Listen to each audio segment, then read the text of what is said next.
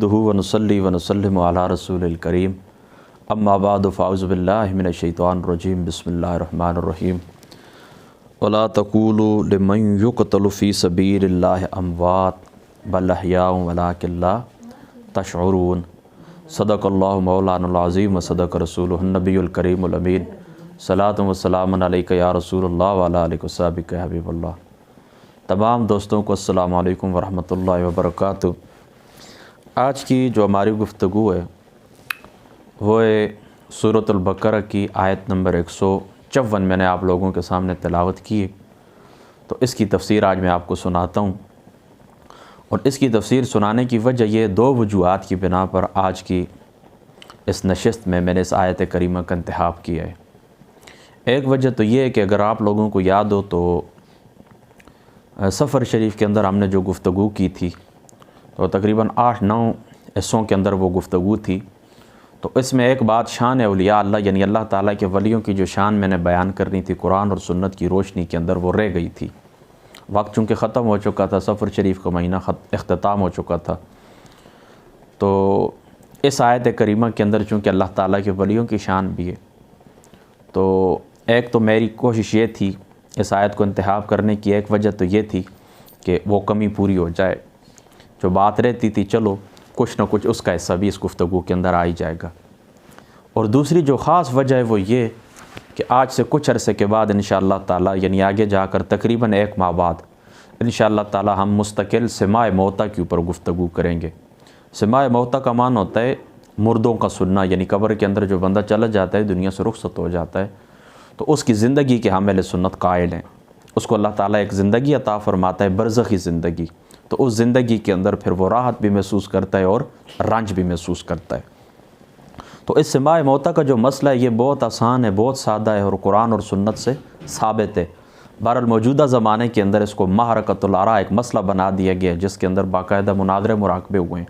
तो इंशाअल्लाह ताला कुरान और सुन्नत की रोशनी के अंदर तकरीबन 1 माह बाद कुछ काम अभी उसके ऊपर बाकी रहता है, इंशाअल्लाह ताला हम सिमाए मौता के मसले को बयान करेंगे। तो आज की जो आयत करीमा है मैंने आप लोगों के सामने तिलावत की है। तो इसके अंदर चूँकि सिमाए मौता का ज़िक्र भी है,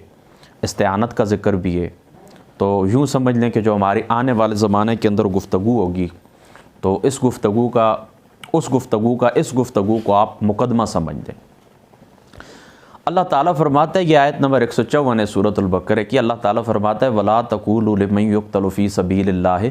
अमवात। अल्लाह ताला फरमाता है कि जो लोग अल्लाह ताला की राह के अंदर शहीद होते हैं तो उनको अल्लाह ताला फरमाता है कि तुम मुर्दा न कहो, बल अहयाउ वलाकिन ला तशकुरून, बल्कि वो क्या है, ज़िंदा है और तुम्हें उनकी ज़िंदगी का शऊर नहीं है। यह आयत करीमा नाज़िल हुई थी शुहदाए बदर जो हैं, तो ये शुहदाए बदर के मुतालिक नाज़िल हुई थी। आयत करीमा 14 अफराद थे, 8 का ताल्लुक़ अंसार से था और 6 का ताल्लुक़ मुहाजिरीन से था। तो जो कुफ़ार थे, मक्का के जो कुफ़ार थे, मुशरिकीन थे, वो कहते थे कि वो चले गए दुनिया से, ख़त्म हो गए, अब अगर ज़िंदा होते तो नफ़ा उठाते, नेमतों से लुत्फ़ अंदोज़ होना अब उनका ख़त्म हो गया है, अगर ज़िंदा होते तो नेमतों से लुत्फ़ उठाते वगैरह वगैरह, इस किस्म की बातें किया करते थे। तो अल्लाह ताला ने उनके रद्द के अंदर यह आयत करीमा उतारी। अल्लाह ताला फरमाता है वला तक़ूलू लिमन युक़तलु फ़ी सबीलिल्लाहि अमवात, अल्लाह की राह में जो दुनिया से चले जाएँ उनको तुम मुर्दा न कहो। तो ये आयत, इस आयत करीमा का शान नुज़ूल ये कि शुहदाए बदर के मुतालिक ये आयत करीमा नाज़िल हुई है। अब इस कुरान पाक की इस आयत के ज़मन के अंदर साहिब तफ़सीर मज़री रहमतुल्लाहि ताला अलैह, आप तफ़सीर मज़री के अंदर फरमाते हैं कि वला तक़ूलू लिमन युक़तलु फ़ी सबीलिल्लाहि अमवात, फरमाते हैं कि उलमाए कराम की एक जमात का नज़रिया ये कि ये जो हयात है यानी शुहदा की जो ज़िंदगी है, ये फरमाते हैं ये शुहदा के साथ ख़ास नहीं है। फिर अपना फरमाते हैं मेरा नज़रिया ये कि ये सिर्फ़ उलमाए कराम तो ये कहते हैं ना कि ये ज़िंदगी मतलब शुहदा के साथ ख़ास नहीं है। तो फरमाते हैं ये शुहदा के साथ ख़ास नहीं है बल्कि ये ज़िंदगी अल्लाह ताला के वलियों को भी अल्लाह ताला ने अता फ़रमाई है और उनको ऐसी ज़िंदगी अल्लाह ताला ने इनायत फ़रमाई है कि वो क्या करते हैं, ان کو زندگی اللہ تعالیٰ نے ایسی زندگی عطا فرمائی، ہوتے تو قبر کے اندر ہیں، ہوتے تو قبر کے اندر ہیں، لیکن دشمنوں کی شوکت کو تباہ کرتے ہیں، اپنے دوستوں کی مدد کرتے ہیں۔ یعنی اللہ تعالیٰ قبر میں جانے کے بعد ولی اللہ کو یہ شان عطا فرماتا ہے، وہ قبر کے اندر لیٹے ہوئے ہوتے ہیں لیکن دشمنوں کو، اپنے دشمنوں کو، خدا کے دشمنوں کو وہ تباہ کرتے ہیں، اپنے دوستوں کی مدد کرتے ہیں اور کئی لوگوں کی ہدایت کا وہ ذریعہ بنتے ہیں، کئی لوگوں کی ہدایت کا وہ ذریعہ بنتے ہیں۔ اب دوستو یہاں پر بھی ایک سوال پیدا ہوتا ہے، یہاں پر سوال یہ پیدا ہوتا ہے کہ لیکن چلو یہ بات کرنے سے پہلے ایک بات میں اور آپ کو بتا دیتا ہوں۔ صاحب تفسیر مظہری لکھتے ہیں اس کی وجہ یہ کہ اللہ تعالیٰ نے قرآن پاک کے اندر کیا فرمایا ہے، انعم اللہ علیہم من النبیین والصدیقین والشہداء والصالحین۔ اللہ تعالیٰ فرماتا ہے میں نے انعام کیا نبیوں کے اوپر، میں نے انعام کیا صدیقوں کے اوپر، میں نے انعام کیا شہیدوں کے اوپر، ٹھیک ہے، انعم اللہ علیہم من النبیین والصدیقین والشہداء والصالحین، اور نیک لوگوں کے اوپر، اللہ تعالیٰ کے ولیوں کے اوپر۔ تو وہ کہتے ہیں جو شہداء کی زندگی ہے، شہداء کی جو زندگی ہے اس سے قوی تر زندگی صدیقین کی ہے، کیونکہ صدیقین کا رتبہ پہلا ہے، یعنی شہداء کا رتبہ بعد میں، اس سے اوپر درجے کے جو لوگ ہوتے ہیں وہ ان کا نام ہے صدیقین مقربین، تو وہ شہداء سے زیادہ درجہ رکھتے ہیں۔ تو اگر ایک اللہ تعالیٰ کا شہید، اللہ کی راہ میں مرنے والا ایک شہید زندہ ہے تو بدرجہ اللہ صدیق زندہ ہے، اور صدیق سے پھر اوپر درجہ جو ہوتا ہے انبیاء علیہ الصلوۃ والسلام کو ہوتا ہے، تو اللہ تعالیٰ کے نبی بھی، انبیاء علیہ الصلوۃ والسلام بھی زندہ ہیں۔ اور فرماتے ہیں چوتھا طبقہ اللہ تعالیٰ کے ولیوں کا، وہ اللہ تعالیٰ کے ولیوں کا انہوں نے شامل کر دیا اسی کے ساتھ، شہداء کے ساتھ، یعنی جس طرح وہ زندہ ہیں اس طرح اللہ تعالیٰ کے ولی بھی زندہ ہیں، جس طرح وہ زندہ ہیں یعنی شہداء زندہ ہیں، اسی طرح اللہ تعالیٰ کے ولی بھی زندہ ہیں۔ اور اللہ تعالیٰ کے ولیوں کی زندگی ایسی زندگی ہے، قبر کے اندر لیٹے ہوتے ہیں، دشمنوں کو تباہ کرتے ہیں، اپنے دوستوں کی مدد کرتے ہیں اور لوگوں کی ہدایت کا ذریعہ بنتے ہیں۔ اب سوال کی طرف آتے ہیں، سوال یہ ذہن میں پیدا ہوتا ہے، چلو اللہ تعالیٰ نے قرآن کے اندر یہ ترتیب بیان فرمائی، لیکن چوتھا طبقہ جو ولیوں کا ہے تو اس کے ساتھ کس طرح اس کو ٹچ کیا جا سکتا ہے، یعنی شہداء کی زندگی کے ساتھ ولی اللہ کو کیسے ملایا جا سکتا ہے، صالحین لوگوں کو کیسے ملایا جا سکتا ہے، اس کے اور بھی درجنوں دلائل ہیں، وہ جب انشاءاللہ تعالیٰ گفتگو کریں گے سماع موتا کے اوپر تو انشاءاللہ تعالیٰ اس کی طرف آئیں گے۔ لیکن سر دس میں آپ کو یہ بتاتا ہوں شہید کون ہوتا ہے۔ شہید وہ ہوتا ہے جو اللہ تعالیٰ کی ذات اقدس کے سامنے اللہ تعالیٰ کی ذات کی گواہی دیتے ہوئے، اللہ تعالیٰ کی ذات کی وحدانیت کی گواہی دیتے ہوئے، رسول پاک صلی اللہ تعالیٰ علیہ وسلم کی رسالت کی گواہی دیتے ہوئے میدان جہاد کے اندر شہید ہو جائے، وہ میدان جہاد کے اندر جان دے دے، وہ کیا ہوتا ہے، وہ شہید ہوتا ہے۔ اب اللہ تعالیٰ فرماتا ہے وہ زندہ ہے۔ تو اولیاء اللہ جو ہوتے ہیں، اولیاء اللہ جو ہوتے ہیں وہ بھی اللہ کی راہ کے اندر جان دیتے ہیں۔ کس طرح جان دیتے ہیں؟ لوہے کی تلوار سے نہیں، تسلیم اور رضا کی تلوار سے جان دیتے ہیں۔ دیکھیں نا، نبی پاک صلی اللہ تعالیٰ علیہ وسلم جس وقت واپس آ رہے تھے، کہاں سے؟ غزوہ تبوک سے، تو آقا علیہ الصلوۃ والسلام نے کیا فرمایا تھا کہ رجعنا الی الجہاد الاکبر من الجہاد الاصغر۔ یہ روایت موجود ہے اس کے اندر احیاء العلوم کے اندر، امام غزالی صاحب رحمۃ اللہ تعالیٰ علیہ آپ نے اس کو نقل کیا ہے۔ اسی طریقے سے مکاشفۃ القلوب کے اندر بھی اس روایت کو امام غزالی صاحب رحمۃ اللہ تعالیٰ علیہ آپ نے نقل کیا ہے۔ بسم اللہ الرحمن الرحیم۔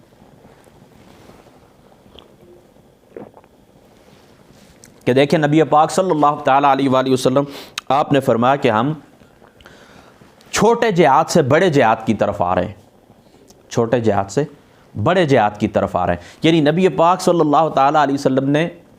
نفس کے ساتھ جہاد کو جہاد اکبر قرار دیا، اور میدان جہاد کے اندر کفاروں کے ساتھ لڑتے ہوئے اللہ تعالیٰ کی وحدانیت کی گواہی دیتے ہوئے بندہ شہید ہو جائے، اس کو آقا علیہ الصلوۃ والسلام نے چھوٹا جہاد قرار دیا۔ تو چھوٹے جہاد کے اندر جان دینے والا، چھوٹے جہاد کے اندر جان دینے والا شخص وہ زندہ ہے، تو بڑے جہاد اکبر کرتے ہوئے اللہ تعالیٰ کی راہ کے اندر قربان ہونے والا بندہ وہ زندہ کیوں نہیں ہے؟ اس کا درجہ بے شک شہید سے زیادہ ہے۔ اور یہاں پر ایک بات اور بھی یاد رکھیں، وہ یہ کہ یاد رکھو کہ جو شہید ہوتا ہے، شہید میدان جہاد کے اندر لڑنے والا، اس کو آقا علیہ الصلوۃ والسلام نے چھوٹا مجاہد کرا، یعنی وہ چھوٹا جہاد ہے، اور نفس کے ساتھ اور شیطان کے ساتھ جہاد کو آقا علیہ الصلوۃ والسلام نے بڑا جہاد قرار دیا۔ اس کی وجہ کیا ہے؟ اس کی وجہ یہ کہ میدان جہاد کے اندر آپ تلوار پکڑ کر جس وقت جاتے ہیں نا، کفار کے اوپر حملہ آور ہوتے ہیں، ان کے ساتھ لڑتے ہیں، تو وہاں پر اگر آپ کی جان چلی گئی تب بھی آپ کامیاب ہیں، اور اگر آپ نے اس شخص کو بچھاڑ دیا، اس کو مار دیا، تب بھی آپ کامیاب ہیں۔ اگر اس کو مار دیا، واپس آ گئے زندہ، تو آپ غازی کہلائے، تب بھی اجر کے ساتھ لوٹے۔ اگر اس کی تلوار سے آپ چلے گئے تو شہید ہو گئے۔ وہاں پر ہر صورت کامیابی کامیابی ہے۔ لیکن یہاں پر جس وقت آپ کے جو دو دشمن ہیں، ایک دشمن شیطان، دوسرا دشمن نفس، اس کے ساتھ جب آپ لڑائی کرتے ہیں تو یہاں پر کامیابی کے چانس تھوڑے ہوتے ہیں۔ یہاں پر اگر آپ نے اس کو مار دیا تو آپ کامیاب ہیں، اگر اس کے ہاتھوں آپ خود مر گئے تو خود نیست و نابود اور تباہ ہو جائیں گے۔ تو یہاں پر مجاہدہ زیادہ، یہاں پر کوشش زیادہ ہے۔ وہاں پر تو چلو اگر آپ چلے گئے تب بھی ٹھیک ہے، اس کو مار دیا تب بھی ٹھیک ہے، لیکن یہاں پر صرف مارنا ہے، اس کے ہاتھوں مرنا نہیں ہے۔ لہذا اس لیے یہ جہاد بڑا جہاد اور وہ جہاد چھوٹا جہاد ہے۔ تو اس چھوٹے جہاد کے اندر دنیا سے جانے والا یار وہ زندہ ہے، تو بڑے جہاد کے اندر دیکھیں نا، یہ شخص کیا کرتا ہے، اللہ تعالیٰ کا ولی کیا کرتا ہے، دشمن کو بچھاڑتا ہے، اپنے نفس کی تمام نفسانی خواہشات سے وہ آزاد ہوتا ہے، اپنے جتنے بھی اس کے نفسانی اخلاق ہوتے ہیں اس سے آزاد ہوتا ہے، اللہ کے اخلاق کے ساتھ باقی ہوتا ہے۔ اس کی کروٹیں اللہ اللہ کرتی ہیں، رات کو سوتا ہے اللہ اللہ کرتا ہے، رات کو اٹھتا ہے اللہ اللہ کرتا ہے، صبح اٹھتا ہے پھر اللہ اللہ کرتا ہے، ساری زندگی اللہ اللہ کا ورد کرتا ہے، قال اللہ قال الرسول کی صدائیں بلند کرتا ہے، نفسانی خواہشات کو پیچھے کرتا ہے، اللہ تعالیٰ کے حقوق ادا کرتا ہے، اللہ کے بندوں کے حقوق ادا کرتا ہے۔ جہاں پر اس کو اللہ تعالیٰ کی ذات دیکھنا چاہتی ہے وہاں پر وہ حاضر ہوتا ہے، جہاں پر اللہ تعالیٰ کی ذات اس کو نہیں دیکھنا چاہتے وہ غیر حاضر ہوتا ہے، حقوق اللہ کا خیال بھی رکھتا ہے، حقوق العباد کا خیال بھی رکھتا ہے، تسلیم اور رضا کی چھری سے وہ شہید ہی ہو جاتا ہے، جان دے دیتا ہے اللہ تعالیٰ کی ذات، اور دن رات اللہ تعالیٰ کی ملاقات کے انتظار میں ہوتا ہے۔ اس لیے صوفیاء کرام جو تھے وہ موت کو اللہ تعالیٰ کی ایک نعمت سمجھتے۔ مجھے یاد نہیں ہے، غالباً حضرت پیر مہر علی شاہ صاحب رضی اللہ تعالیٰ عنہ کی ذات مقدس آپ کے پاس ایک دن ایک بندہ آیا تو آپ کو کہنے لگا مبارک ہو، تو آپ نے کہا کیا ہوا ہے، خیر مبارک کیا ہوا ہے، تو انہوں نے کہا کہ آپ کے گھر میں بیٹا پیدا ہوا ہے۔ تو آپ نے فرمایا اچھا، میں سمجھوں شاید آپ میں دنیا سے جانے لگا ہوں، یعنی دنیا سے جانا ماض عدم ماض کا نام نہیں، یہ مٹی میں ملنے کا نام، یہ اللہ تعالیٰ کی ذات اقدس سے ملاقات کا دن ہوتا ہے، خدا تعالیٰ کی ذات اقدس سے ملاقات کا دن ہوتا ہے۔ تو بس یاد رکھیں اللہ تعالیٰ نے جو 4 طبقے قرآن کے اندر بیان فرمائے، انعم اللہ علیہم من النبیین والصدیقین والشہداء والصالحین وحسن اولئک رفیقا، اللہ تعالیٰ نے 4 طبقوں کے اوپر انعام کیا ہے، اور شہید کی زندگی اللہ تعالیٰ نے خود قرآن کے اندر بیان فرما دی، اور باقیوں کی زندگی خود بخود آپ کے اوپر واضح ہو گئی، کیونکہ باقی جو 2 طبقے ہیں شہید سے اوپر صدیقین کا اور انبیاء کا، تو ان کی زندگی تو ویسے بھی نص سے ثابت ہے۔ دیکھیں نا انبیاء علیہ الصلاۃ والسلام کی جو زندگی، ان کے بارے میں تو اہل سنت کا عقیدہ ہے، امام بہقی نے اس حدیث پاک کو نقل کیا ہے حیات الانبیاء کے اندر، کیا آقا علیہ الصلاۃ والسلام نے فرمایا انبیاء اپنی قبور کے اندر زندہ ہوتے ہیں اور اپنی قبور کے اندر نمازیں بھی ادا فرماتے رہتے ہیں، اور ہمارا یہ نظریہ ہے کہ تمام انبیاء علیہ السلام اپنی قبور کے اندر زندہ ہوتے ہیں، اذان اور اقامت کے ساتھ نمازیں بھی ادا فرماتے رہتے ہیں، اذان اور اقامت کے ساتھ نمازیں بھی ادا فرماتے رہتے ہیں۔ اللہ تعالیٰ نے زمین کے اوپر حرام کر دیا وہ نبیوں کے جسموں کو نہیں کھا سکتی۔ میں پھر اپنا جملہ دہراتا ہوں، اللہ تعالیٰ کے نبی، اللہ تعالیٰ کے ولی، شہداء، صالحین، صدیقین، یہ سب اپنی اپنی قبور کے اندر زندہ ہیں، اللہ تعالیٰ کی جانب سے انہیں رزق ملتا ہے، اللہ تعالیٰ کی جانب سے انہیں راحتیں نصیب ہوتی ہیں، اور یہ مشاہدہ کرتے ہیں کائنات کا،